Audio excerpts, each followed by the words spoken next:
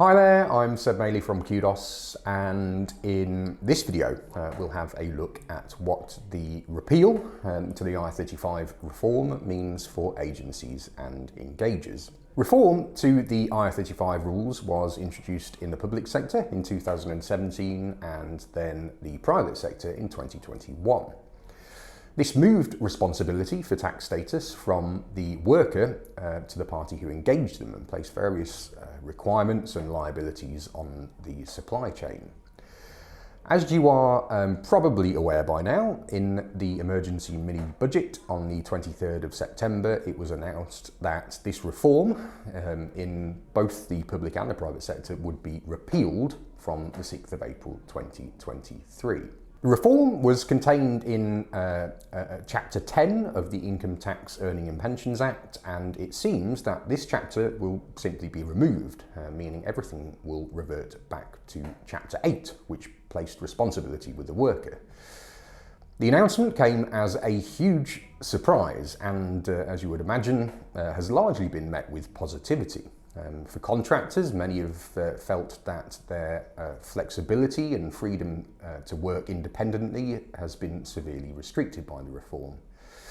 For engagers, the reform has created a fairly significant administrative burden, and not to mention a financial risk.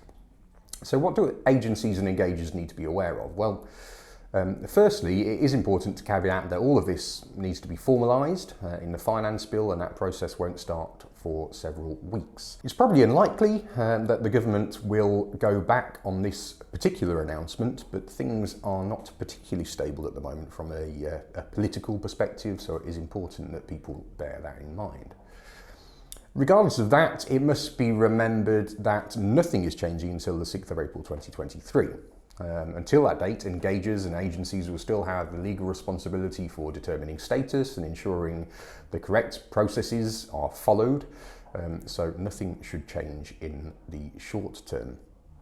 After the 6th of April, responsibility will move back to the worker, but there will still be a retrospective risk for the period when the engager held the obligation, which will be 2 years in the private sector or 5 years for public sector engagements. Organisations therefore need to ensure that they retain a comprehensive audit trail for their activity during those windows, even though the ongoing responsibility has moved away from them.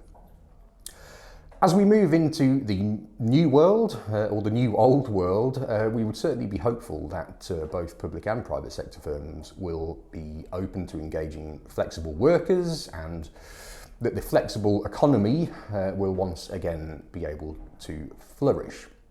It is, of course, important that these workers are engaged compliantly, and hopefully a legacy of the reform is that businesses understand the importance of engaging workers in the correct way long into the future. We'll continue to provide updates as things progress over the next few months, so please subscribe to our channel for regular content, and thanks for watching. We'll see you next time.